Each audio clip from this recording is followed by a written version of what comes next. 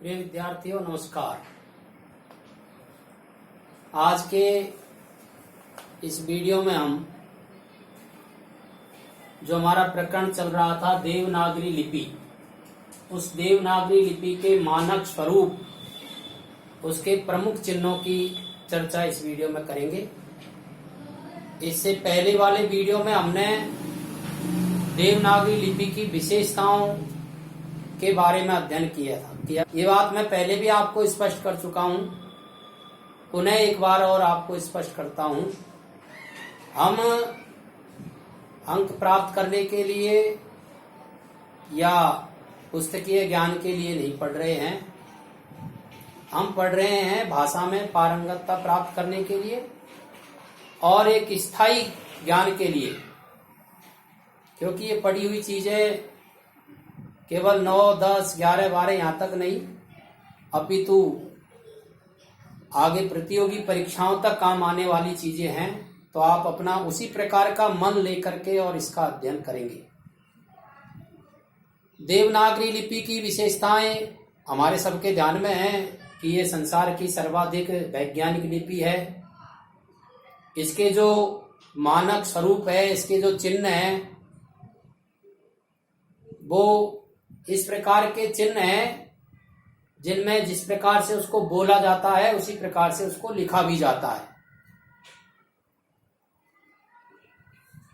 इसके मानक चिन्हों को 2 भागों में विभक्त किया गया है, स्वर और व्यंजन।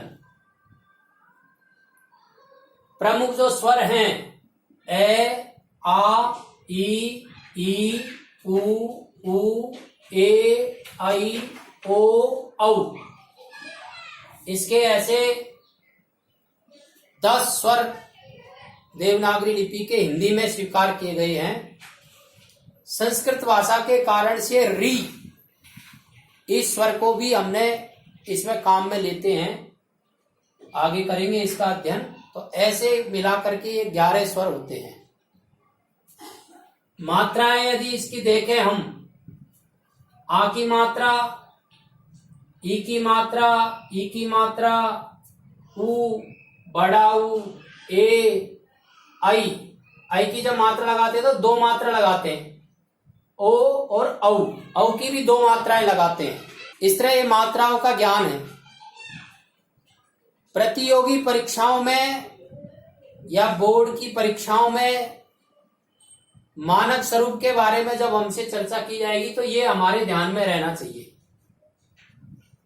फिर इसका अनुस्वार है, अंग,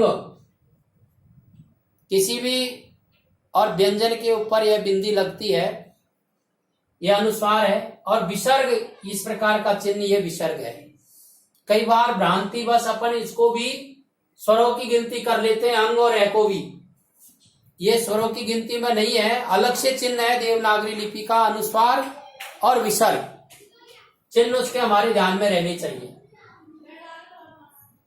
ऐसे ही इसके व्यंजन हैं। तो व्यंजनों को 3 भागों में बांटा है यहां। ये इस व्यंजन है क वर्ग, च वर्ग, ट वर्ग, त वर्ग, प वर्ग। इनको स्पर्श व्यंजन कहते हैं। आगे हिंदी व्याकरण जब वर्ड पढ़ेंगे तो इनके उच्चारण स्थान, व्यंजनों के प्रकार, वहां इसकी और विस्तृत चर्चा करेंगे। अभी जानकारी की दृष्टि से स्पर्श व्यंजन 5 वर्गों में विभक्त है, क, च, ट, त, प।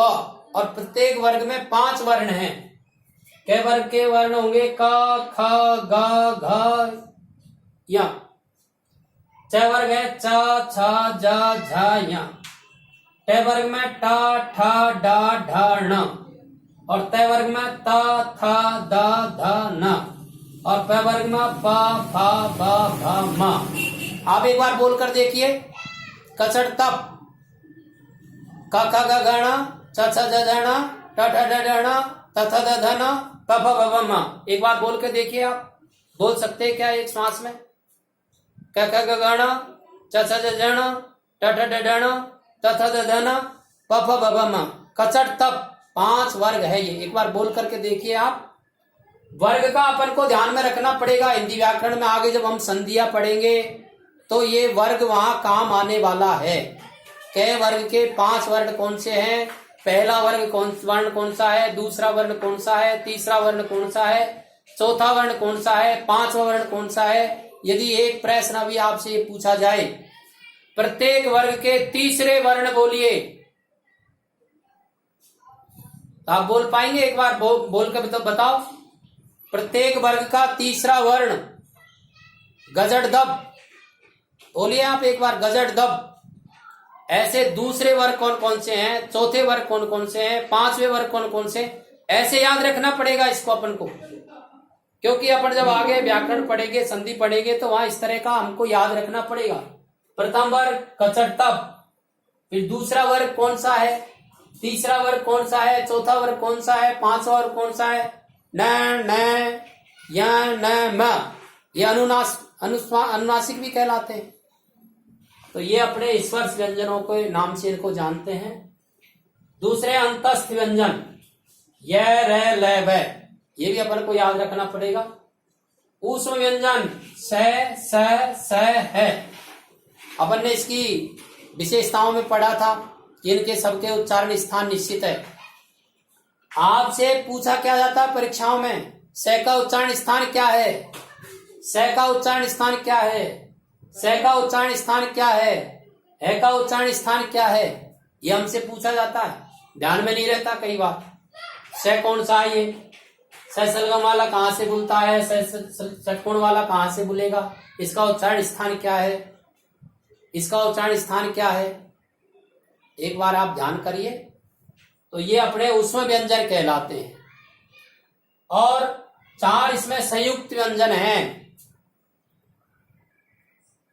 क्ष क और श से मिलकर के बनता है, त्र त और र से मिलकर के बनता है, ज्ञ ज य से मिलकर के बनता है, श्र स और र से मिलकर के बनता है।